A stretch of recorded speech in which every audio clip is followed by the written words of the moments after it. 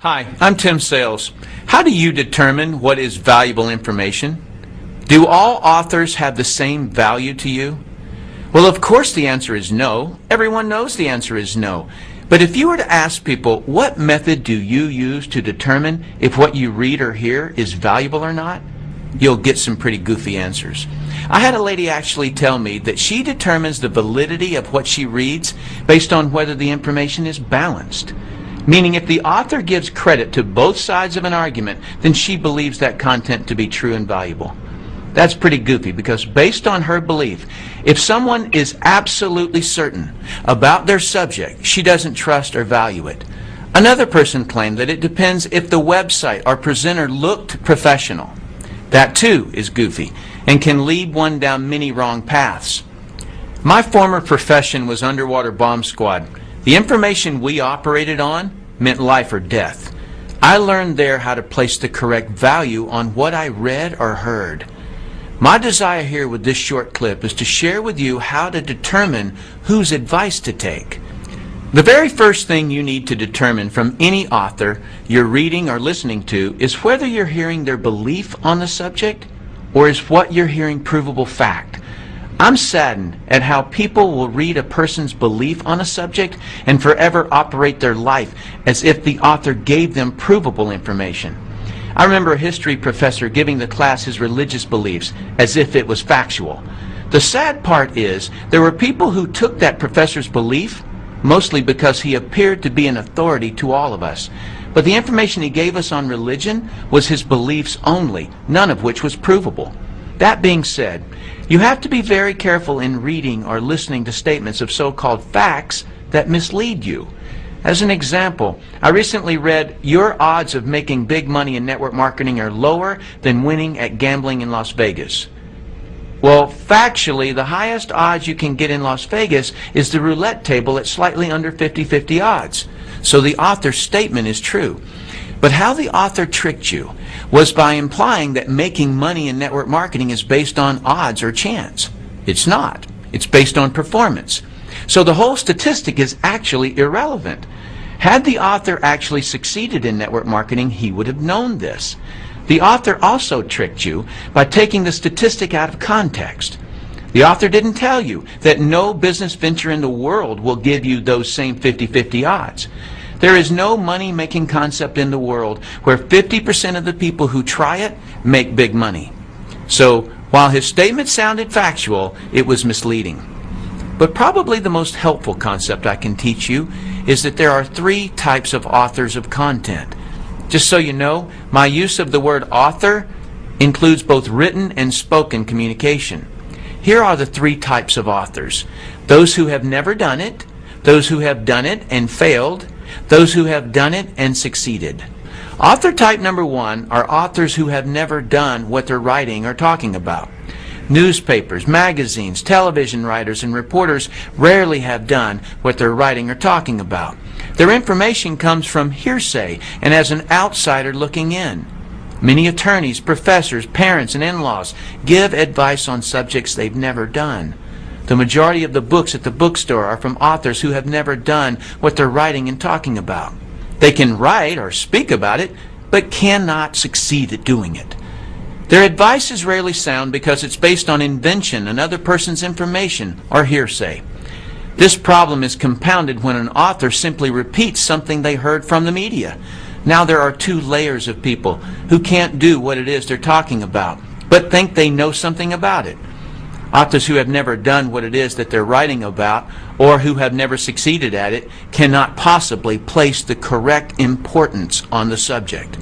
You can always identify authors who have never done it because their content is slightly or grossly off the correct subject. As an example, I read a web article claiming that multi-level marketing success was mathematically impossible. Do you see what I mean about authors writing about what they've never done? He completely missed the subject. And as for his mathematical theory, that's like claiming that it's scientifically impossible for a bumblebee to fly. Has it ever occurred to that author to just look? The MLM industry sells $109 billion worth of products and thousands of people earn millions of dollars. Plus the oldest MLM company is still growing. Author type number 2 are authors who have failed at what they're writing or talking about.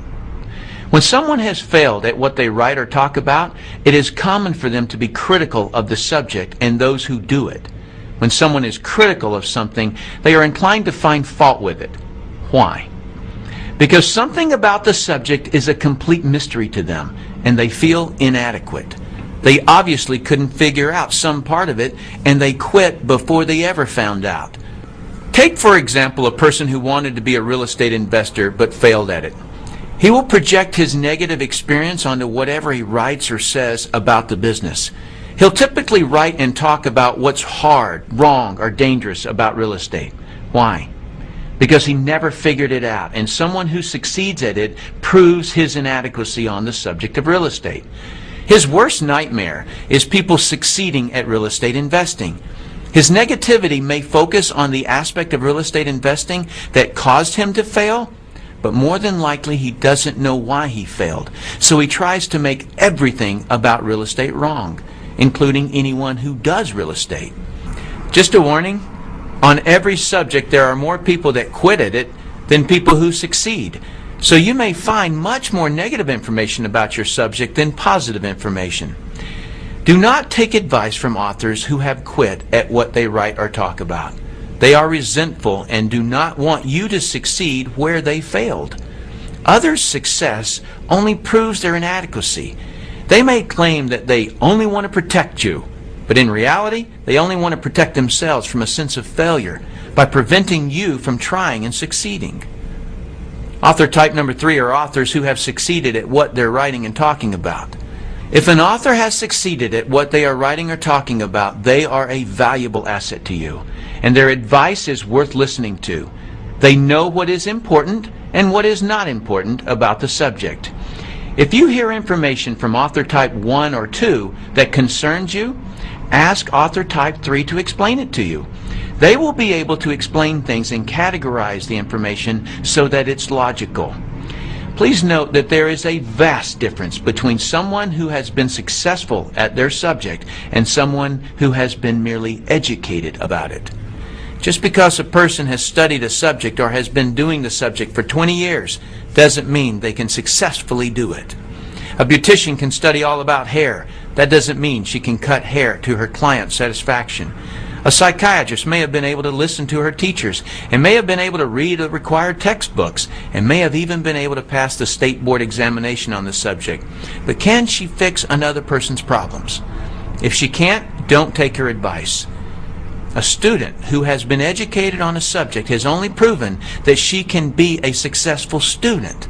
She has not proven that she can successfully perform in the subject. The person you should accept advice from on a subject you're researching is the person who has gotten the results you desire. If you want to succeed, take the advice of those who have been successful. In conclusion, the easiest advice in the world to give or receive in business or money-making ventures is don't do it. But keep this idea in your mind about money. The most amount of money you'll ever lose is the amount you'll never make.